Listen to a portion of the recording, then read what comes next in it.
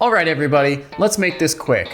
I want to make a video today that you can share with your friends or for you to gather a greater understanding of what cEDH is. We need to clear the air. We need to find out what it is at its core so that we can open it up to a larger community. Let's do it.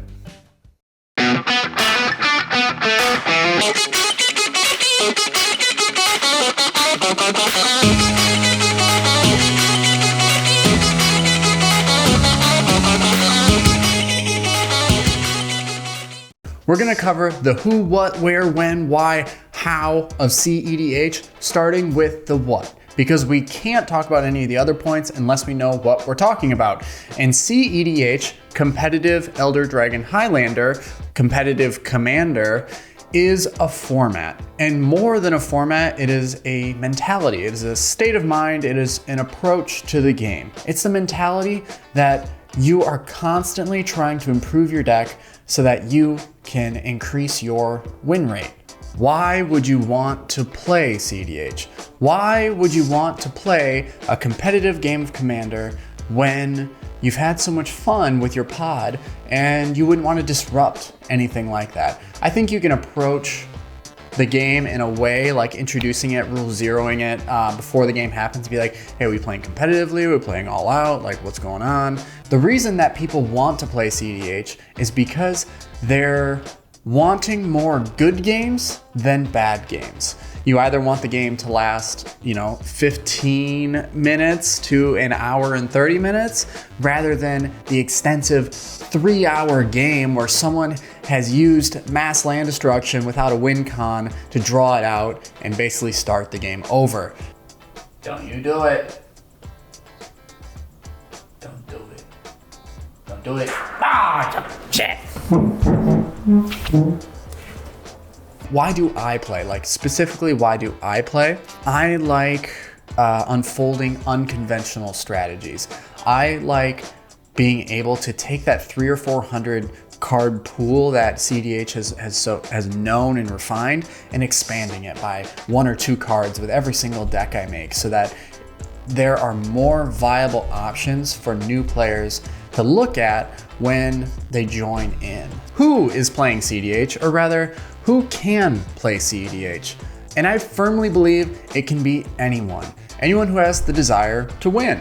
Players who want to play cEDH, who are naturally progressing or trending that way, are just players who have an extensive knowledge of the game, or they're expanding their understanding of the game. And you expand your understanding to a point where you find the most optimized plays, you find the most optimized cards for your ideal strategy. As long as everyone's like striving for it, as long as everyone's like going for the throat and going for the win, like, I think that the competition can live anywhere, from mid to max power. And I'm gonna bundle this last thing, make it quick, the where, when, and how to play cEDH. And the best answer that I can give you is the Play EDH Discord server. Because when you sign up for that, you can download Discord, sign up for the server, and then they'll give you a link to the Patreon, and you link your Patreon and your Discord together. It is $1 a month for unlimited matchmaking. You get a free deck check right off the bat, and unlimited matchmaking, which if you played Call of Duty back in the day, like, that's the same exact way they've set it up, and it is so intuitive and effortless, and yeah, they make it so easy. You can find any range of power levels there. It's not always competitive. You can find less competitive, more casual games. But if you're looking to test the waters, if you're looking to expand your community, if you're looking to meet new players with a similar mindset, then like, that is the best place that I've found to do it. They are offering an incredible service, so I can't say enough about it. When can you play?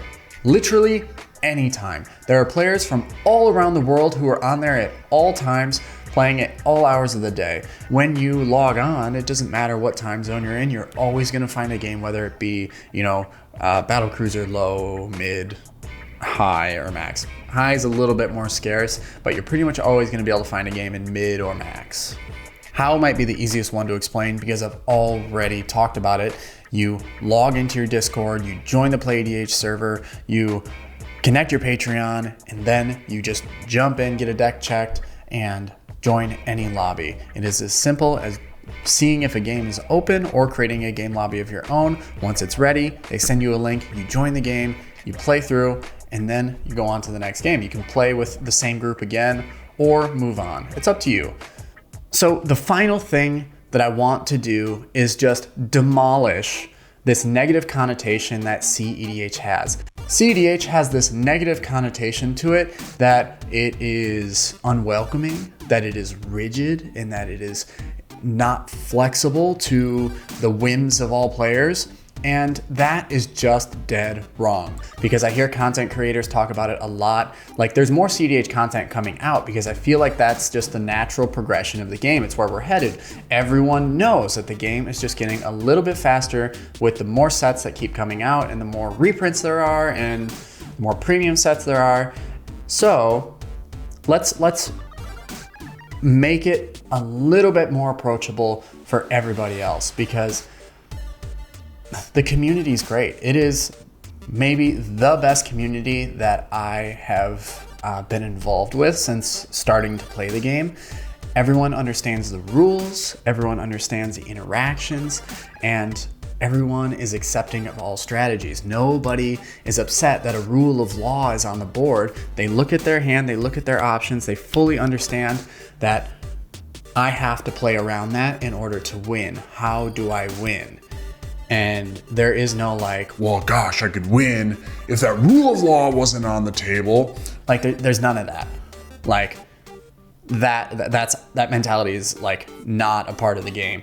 So now that varies from person to person, but in my experience, that's what I've noticed the most, is that if you are dominating the game, you get dogpiled. There's a collective mentality without really even speaking, that, you know, like, this is what I need to do to win the game. If you're struggling and you happen to show signs of hope, there's no mercy. Someone's gonna put you in your place. You can't be upset about being interacted with, because that's what the entire format is based around. There are some decks currently at the highest power level that do not care about interaction. They're just trying to get to a number so that they can win the game. If that's your style of play, like, that community is all for it. That is your style, and every style is accepted.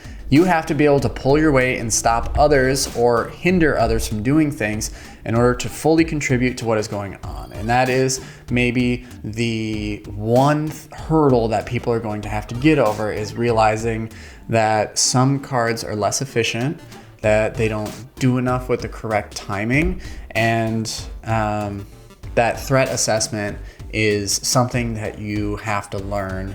I know, like the other day, I didn't give enough respect to Kinnan, and I think at this point, Kinnan has deserved that respect, but instead I removed something else, and that ended up losing me the game.